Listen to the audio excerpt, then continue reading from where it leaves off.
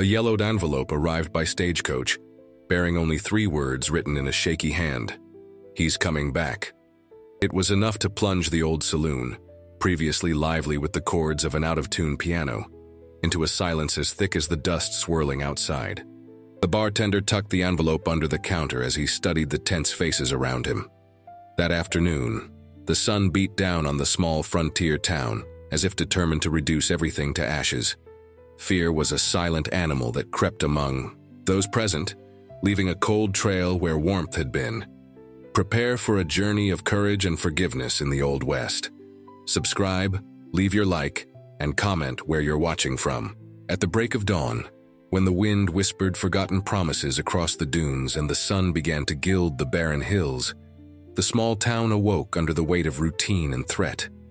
It nestled on the banks of a stubborn creek, which insisted on running even under the relentless desert heat, a silver thread contrasting with the ochre, cracked earth. Its wooden buildings, many of them warped and faded by time, seemed to sprout directly from the dusty ground, defying the vast, inhospitable expanse that stretched as far as the eye could see. It was a place where life was hard, and each day was a small battle won against the elements and uncertainty. Dust was everywhere, fine and persistent, covering everything with a beige cloak only removed by rare, violent downpours or the incessant work of calloused hands. The smell of the air was a mixture of dry earth, hay, horse manure, and, at the right times, the acrid aroma of crushed sage underfoot. At the pulsating heart of this resilient community was the stable, a solid wooden refuge where the warm scent of straw and animal sweat mingled. It was there that John Red Miller lived and worked, though few called him by the nickname that evoked an era he desperately tried to bury. A middle-aged man whose blue eyes seemed to carry the weight not only of the infinite horizon, but also of the memories of a violent past. His red hair, once vibrant, now flecked with gray, was kept short and disheveled. His hands, large and strong, were strangely nimble. They could shoe the wildest horses with surprising calm, fix a wagon wheel in record time, or years ago, wield a revolver with supernatural precision. This last skill was a ghost he struggled to keep locked away, a shadow that refused to disappear completely. John was a man of contrasts. His presence was quiet and contemplative, like the distant mountains. He watched at sunset. He spoke little, preferring to listen to the wind, the whinny of horses, or the creak of wood under his feet. But beneath this calm surface, a dormant volcano seethed. Nights were the worst times. He would wake suddenly, body drenched in cold, sweat, breath ragged, haunted by the pale, lifeless faces of the men he had faced in past duels. The sound of gunpowder in his ears, the smell of iron and blood. He carried the burden of a reputation that preceded him, even if few there knew the full extent of his fame. That of a gunfighter too fast for his own good, an involuntary reaper in a world where speed on the draw meant the difference between life and death. Now he sought redemption in simplicity and anonymity. He found a rudimentary peace in manual labor, in the unchanging routine of caring for animals, in the honesty of physical work. Each hammer blow on the horseshoe, each piece of wood planed was a small act of penance, an attempt to build something, rather than destroy. He lived in the back of the stable, in a small room that smelled of leather and hay, with very few belongings other than tools and work clothes. An animal that was once a top predator now tried to integrate into the herd, hiding its sharp claws and teeth, yearning only for the tranquility of the pasture. But the instinct was still there, deep and undeniable. The saloon, with its creaking door and constant murmur of voices, served as the town's social heart. It was there that news spread, deals were struck or broken, and the loneliness of the frontier was temporarily forgotten amidst the warmth of cheap whiskey and the melancholy chords of the out-of-tune piano. The owner, Eleanor Vance, was a woman who embodied the resilience of the West. Sharp-eyed and sharp-tongued, she balanced order in her establishment with a mix of natural authority, cutting sarcasm, and a Winchester rifle always at hand, strategically positioned behind the counter. Eleanor had seen it all: the gold rush, the comings and goings of outsiders, violence and hope. Her motivation was clear: to build something solid that would last, a legacy beyond the ephemeral fortunes of gold or silver. Her saloon was more than a bar. It was a landmark, a safe haven, relatively speaking, in a sea of uncertainty. She instinctively distrusted strangers, but fiercely defended those she considered part of her community. The local sheriff, Ben Carter, was a man who seemed made of the same earth he walked on. A man of few words but many principles. He wore a polished sheriff's star on his chest and carried in his heart a sincere desire to maintain peace. He was not a movie hero, but a pragmatic man, aware of the limitations of his authority and the dangers that lurked. He had seen good men get lost and bad men find a strange kind of redemption in the desert. His strength lay in his persistence and his unwavering belief in the law, however fragile it was on the frontier. He trusted his instinct and experience to distinguish truth from lies, though he knew that, in the West, the lines could be blurred. Among the gentle, dry hills surrounding the village, a young woman had set up a temporary clinic in a sturdy tent. Clara Jennings was an itinerant doctor, an unusual figure for the region, where healing often came in the form of home remedies and faith. Her knowledge of local herbs mingled with modern treatments learned in big cities in the East. She quickly earned the trust of the residents, who initially viewed her with skepticism, but soon surrendered to her competence and compassion. Her hands were steady and gentle, her eyes expressive and full of a veiled sadness. Her goal seemed simple, to alleviate suffering wherever she found it. But like many on the frontier, she was also fleeing something, a hazy past in the big cities, a burden she rarely shared. Her presence brought a touch of delicacy and hope to such a harsh place. Hope here was not a luxury, but an essential tool for the survival of the soul. The wind, a constant and unpredictable companion, whispered through the cacti like a silent messenger, bringing with it the smell of dust and the feeling of something imminent. It was this wind that seemed to intensify when the stagecoach, delayed, finally reached the town, bringing not only supplies and passengers, but also the news everyone feared. John's old rival, a man named Silas Blackwood, presumed missing for years after a bloody confrontation, had been seen in the neighboring town. The news spread like wildfire. The tension rose like the midday heat, relentless and inevitable, stifling the air and forcing people to seek refuge in the shade, not only from the sun but also from the growing fear. The saloon grew quieter, conversations softer, glances met, with a mixture of apprehension and speculation. The ghost of John's past was on its way, and the entire town would feel its cold breath. This was the first moment of high tension, the prelude to something dark moving on the horizon. The dust, which had previously been merely an annoyance, now seemed to carry the promise of confrontations. Life on the frontier was a cycle of tense peace and sudden violence. After the news of Silas Blackwood's approach, the town breathed heavy. Ere every shape in the distance, every solitary rider approaching caused a start. John felt the old instinct for self-preservation sharpen, a wolf that had long disguised itself as a sheep, now smelling the approach of the hunt. He spent more time in the stable, his hands working mechanically while his mind went over scenarios, assessing distances, calculating chances. It was a dark dance he thought he had forgotten.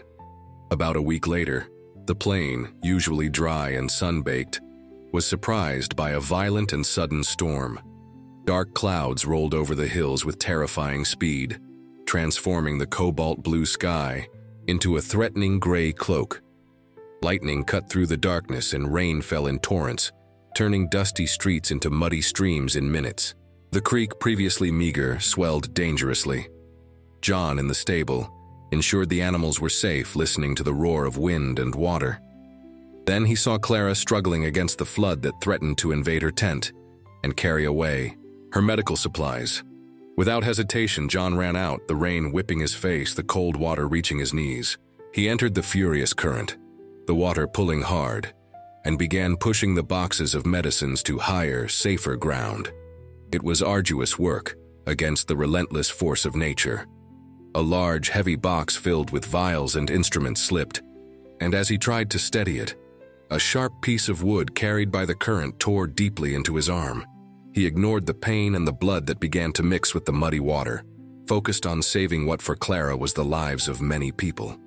Finally, with her help, they managed to save most of the supplies. Exhausted and soaked, they took shelter in the tent, which now seemed like a small oasis of safety amidst the chaos outside. Clara, despite her exhaustion, took out her supplies and began cleaning and suturing the wound on John's arm. The flickering light of a lantern illuminated the cramped interior of the tent, casting dancing shadows on the canvas walls. The smell of wet earth, disinfectant, and the subtle aroma of the herbs Clara kept mingled in the air. As she worked with steady, focused hands, their eyes met. It was the first time they had seen each other so closely, without the formality of interactions in town. In that silence filled only by the sound of rain on the tent and their breathing, an invisible current seemed to form. Both looked away, suddenly aware of the proximity and the intimate quiet. Her gratitude was palpable, his, a discomfort with his own vulnerability. It was the first crucial moment of closeness, an initial gesture of kindness on his part, and care on her part, marked by the urgency of the situation and physical vulnerability. The first major twist came a few days later, when Sheriff Carter was investigating an attack on a stagecoach on the route to the neighboring town, which occurred on the same night as the storm. The driver was found severely injured but alive, clinging to a piece of paper. In the dying man's hands, the sheriff found a wanted poster. It wasn't a recent poster, but dated years ago, and the face on it, though younger and with a harder expression, was unmistakable. John Red Miller. The secret that many in town suspected, the truth behind the stableman's hazy past, finally came to light. The dust of his old life had caught up with his new one. The sheriff, with the poster in his hand and a heavy demeanor, went to the stable to find John. The confrontation was not of shots and shouts, but of words heavy with weight and disappointment. Ben Carter had always known John had a past, but he hadn't imagined the extent. John, without beating around the bush, admitted everything. The towns where he had lived, the duels he had faced, the reputation that followed him. But he swore, with a sincerity that made the sheriff hesitate, that that man was part of the past, that he had changed, that the desert had transformed him. As proof of good faith, in an act that cost him deeply, John fetched an old wooden chest from his room. From inside, he took out a pair of polished, well-maintained Colt single-action Army revolvers and a belt of bullets. It was a working kit, the tool that had kept him alive for years. Handing them over to the sheriff was a visible sacrifice, an act of trust that left him empty-handed and vulnerable. It wasn't a victory in the traditional sense, but a small moral victory with a clear cost: the loss of his self-defense in the dangerous world he lived in. News of the revelation spread quickly through the town, faster than any horse. The community was divided. Some, like Eleanor from the saloon, and some of the older ranchers who had known John for years and witnessed his peaceful and hard-working conduct, vehemently defended him. Others, especially newcomers and the younger generation, feared the gunfighter he had been, now seeing him as a latent threat, a wolf in disguise who could show his teeth at any moment. The sheriff, although he kept John's weapons, did not arrest him. He decided to observe, giving a cautious vote of confidence to the man he knew, but keeping a watchful eye. The community's faith in John, which he had been building over almost a decade, was shaken. It was a significant obstacle, the social distrust that isolated him again. Life in town continued, but under a layer of apprehension. Conversations stopped. When John passed by, glances shifted away or fixed on him with a mixture of fear and curiosity. He felt the weight of suspicion but continued his work in the stable with the same dedication, hoping that his present actions would speak louder than his past. During a harvest celebration night, a rare event of unity and joy in the town, Clara approached John. The bonfire crackled, illuminating people's faces as the music of a harmonica and an acoustic guitar filled the air. There was dancing, laughter, and the rare feeling of community. Clara stood slightly apart from the crowd, watching John, who lingered at the edge. uncomfortable with the attention divided between the man he was now and the legend he represented. She offered him a small notebook bound in rustic leather, with yellowed pages. Inside, she had carefully pressed various medicinal herbs found in the region, with their properties noted in her delicate handwriting. "So you don't have to call me for every scratch," she said, a slight smile on her lips. It was a practical gift, but her eyes, meeting his, communicated much more. Recognition, acceptance, and a touch of affection. It was a significant object, a symbol of the mutual care that had grown between them. John accepted the gift with silent gratitude, feeling the weight of trust that the gesture represented. It was the second crucial moment in building the bond between them. The second major twist occurred soon after. A group of unknown riders arrived in town. Well-dressed, their horses were of good breeding, and their attitude polite but distant. They were led by a man named Arthur Penhaligon, who introduced himself as a cattle merchant interested in acquiring land to expand his business. Beneath the facade of legitimate business, however, lay a more sinister intention. They weren't just mapping the region for cattle. They were seeking the best route for a future railway line that would cut through the property of several local ranchers, many of whom already lived on the edge of their land, and, more crucially, pass through sacred lands for the native peoples of the mountains. The arrival of these men brought a new layer of complication and danger. John sensed the threat before others. He had seen men like this before, in other towns, in other territories. He recognized the subtle tactics, the way they asked, disguised, questions, the excessive attention to geographical details that were irrelevant to cattle. They were wolves in sheep's clothing, but he knew the smell. When he tried to warn the community, few listened to the former gunfighter. His newly revealed reputation worked against him. It was easier to believe the smooth-talking men and their promises of progress than the quiet man with a violent past. It was another obstacle, the community's reluctance to accept his warning, seeing him perhaps as paranoid or someone who wanted to cause trouble. The doctor, however, confirmed his suspicions in an unexpected way. Penhaligon suddenly fell ill, with a high, delirious fever. Clara treated him, and in his feverish ramblings he muttered about clearing the way for the tracks, about business that needed to be resolved quickly, and about the resistance of the savages and the Hicks. Clara, alarmed, shared her findings with John. Together they began discreetly investigating the outsiders, a complicity that grew with each whispered conversation behind the stable, each significant exchange of glances in the saloon. One night, sitting on the stable steps under a vast, dark sky sprinkled with stars that seemed brighter in the desert, they shared a bottle of cheap whiskey that John kept for special occasions, or particularly difficult nights. It was a moment of calm, a respite in the rising tension. Clara spoke a little more about her life before, the rigidity of conventions, the search for purpose. John, with hesitation, opened a crack in his own story, not about the duels yet, but about the loneliness that preceded them, the emptiness that had led him down that path. It was then that he confessed his greatest fear, his voice low and rough. "I'm not afraid to face those men, if it comes to that. I'm afraid of discovering that when the time comes I'm still the man I used to be. I'm afraid of the darkness inside me that I thought I had tamed." It was a display of vulnerability that deeply touched Clara. It was the third crucial moment of closeness, a revealing conversation in a moment of calm, strengthening mutual trust.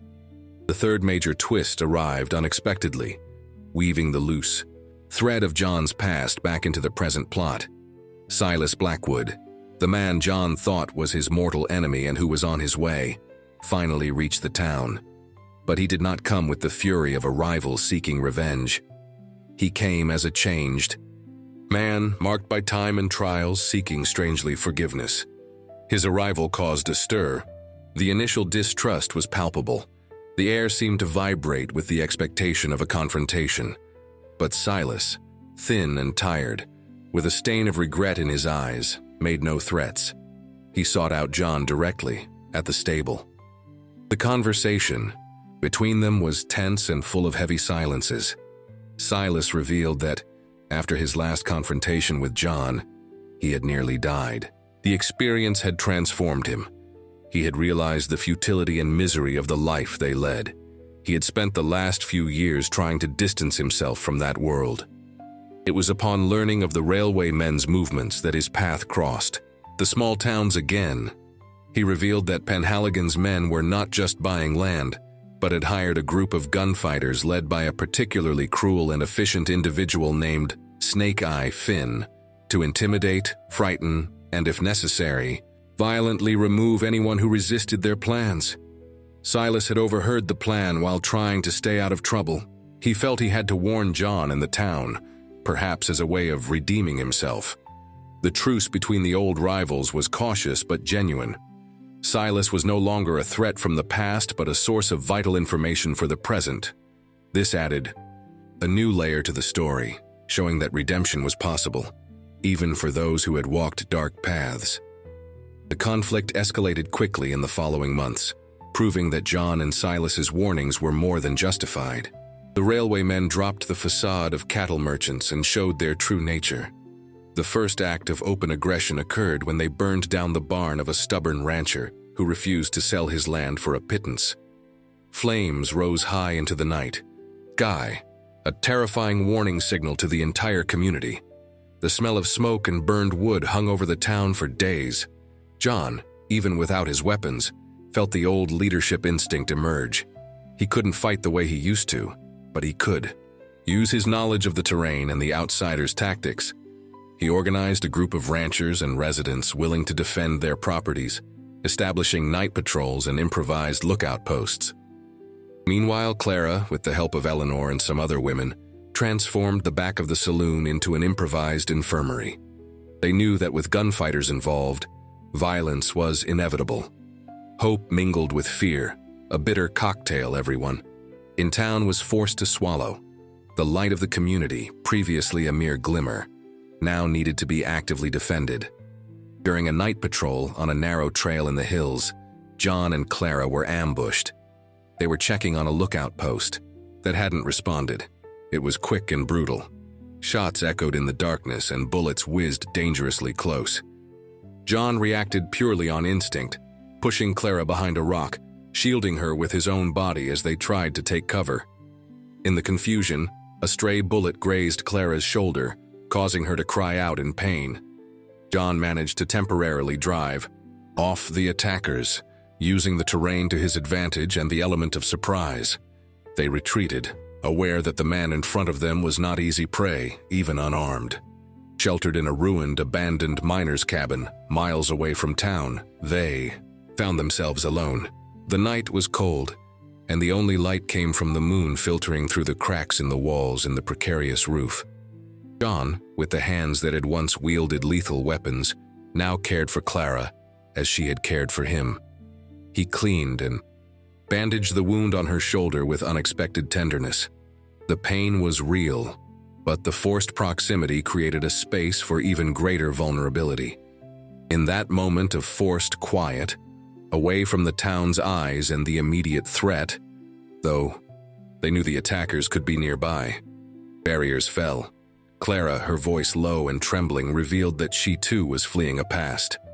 She was the daughter of a wealthy railway industrialist from the East. She had grown up in comfort, but had abandoned everything upon witnessing her father's ruthless and inhuman methods to expand his empire, including the exploitation of workers and the destruction of communities. Her quest to alleviate suffering was, in part, a penance for her family's sins. John listened, her hand in his, feeling the fragility and strength that coexisted within her. "We're all trying to build something new," he murmured, the desert dust and the smell of blood and disinfectant filling the damp air of the cabin, on the ruins of what we left behind.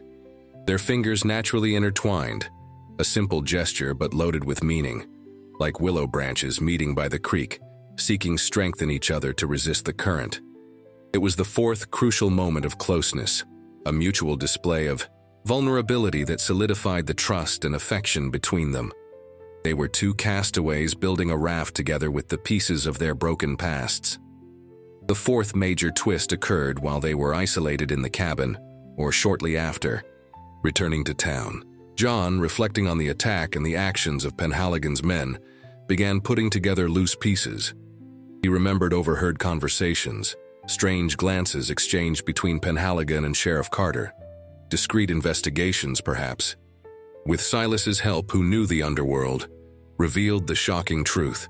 The sheriff was being blackmailed by the railway men.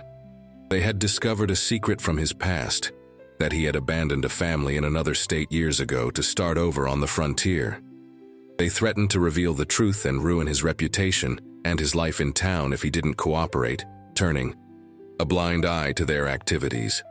The sheriff, torn between his loyalty to the community he swore to protect and the paralyzing fear of exposure and shame, hesitated to act with the necessary force against the outsiders. This created a vacuum of authority and increased the sense of imminent danger. The story's climax approached when a large sandstorm began forming on the horizon. It wasn't a common storm, but a dense, relentless wall of dust and sand rising to the sky, swallowing the landscape. The railwaymen, or more precisely the gunfighters hired by them, led by Snake-Eye Finn, planned to use the storm's reduced visibility as cover for a coordinated attack on the town. It was the perfect moment to eliminate resistance and take control. Tension rose to unbearable levels. The smell of sand in the air, the gradual decrease in light, the howling wind that began to blow foreshadowed the violence to come. This was the second moment of high tension, the strange and frightening calm before the sandstorm and, by extension, the storm of violence. People sought shelter, locked doors and windows, but they knew that dust wouldn't be the only danger entering. John, even without his weapons, knew he couldn't stand by. He had studied the terrain around the town for years, knew every ravine, every natural obstacle. He took leadership of the improvised defense not as the gunfighter but as a strategist, using his knowledge of the environment and the determination of the few who were willing to fight. He positioned the defenders, set simple traps, and planned how to use the storm itself to their advantage. The town's hope rested on his shoulders, shoulders that carried the weight of many pasts. The fifth major twist, perhaps the most poignant, occurred at the beginning of the attack. The sandstorm was already over the town, reducing visibility to almost nothing. Finn's gunfighters moved stealthily under cover of the dust. Silas Blackwood, who had joined the improvised guard, was at an advanced lookout post in the hills. He spotted a large group of attackers flanking to surround the town, a deadly ambush John hadn't fully anticipated. Silas knew he had to warn them in time. Without hesitation, he mounted his horse and galloped furiously towards town, firing his rifle to alert them, even knowing he would become an easy target. The gunfighter's bullets reached him before he could arrive. He fell from his horse a few hundred yards from town, mortally wounded. Some of the defenders managed to reach him under the sandstorm. His last words, spoken in a weak, rough voice, "Surely living with honor is harder than settling into silence with a bullet. John, they're flanking." Silas Blackwood, the old rival, found his redemption in a final act of sacrifice, proving that the change in his heart was genuine. His sacrifice not only saved many lives by allowing John to reposition the defenders, but also solidified belief in John and the possibility of redemption. The cost was high, the life of a man trying to reconcile with his past. The final confrontation occurred amidst the chaos of the sandstorm. The dust blinded, the wind howled, and the sound of gunshots mingled with the roar of nature. John led the defense, moving between buildings, shouting orders, using his knowledge of the terrain to confuse and frustrate the attackers. He faced Snake-Eye Finn, the leader of the gunfighters, not in a quick duel like those of his past, but in a battle of wits and improvisation. Finn, a cruel man with eyes that seemed empty of any humanity, was fast with his revolver. But John did not seek a shootout. He used the sand, the wind, and the obstacles around him. With a horse rope, with the same skill he used for roping animals, he managed to entangle Finn's legs at the crucial moment, bringing him down. Disarmed and wrapped in the rope, Finn was at John's mercy. The entire town, or at least those who could see through the dust, witnessed the moment. John could have ended him easily. as the gunfighter he was would have done. But he didn't. Instead, he completely disarmed him and tied him up, in a clear demonstration that the wolf had chosen not to show its teeth, even when provoked. The victory was not won by speed of the trigger finger, but by restraint and the application of different skills. This was the third moment of high tension, the tense quiet preceding the final decision. John's choice on how to resolve the confrontation, balancing between the old self and the new. With the gunfighters defeated and tied up, and Arthur Penhaligon and his associates exposed for their brutal tactics, and the revelation of the sheriff's secret, the immediate threat was neutralized. The sandstorm began to subside, revealing the town marked by battle but intact in spirit. The dust settled, covering everything with a pale gray mantle, but bringing with it a sense of relief. The community gathered, not just to rebuild the few physical damages, but to heal the wounds of distrust and fear. Sheriff Carter, inspired by John's courage and Silas's sacrifice, and confronted by the truth that was about to come out anyway, decided to face his own demons. He publicly confessed his secret to the town, that he had abandoned a family, including a daughter years ago in another state. It was an act of profound vulnerability and honesty. Instead of fleeing, he offered his star to the local council, leaving the decision of his future as sheriff to them. The town, for the most part, forgave him, seeing not the man who failed in the past, but the man who chose to stay and protect in the present. Clara Jennings, who initially planned only a temporary stay, decided to settle permanently. She converted an old abandoned house on the edge of town into a clinic. It was a step of faith, investing her future in a place that had accepted her and where she had found purpose. At the discreet inauguration of her clinic, she left a bouquet of wildflowers, gathered from the dry hills on the door of John's stable. It was a simple gesture, but loaded with symbolism, a silent invitation to a new beginning, a flower of hope blooming in the desert. On a golden afternoon, one of those where the setting sun painted the sky and earth in warm, impossible colors, John was shoeing a horse, the rhythmic sound of the hammer filling the quiet. He noticed Clara watching him work from outside the stable.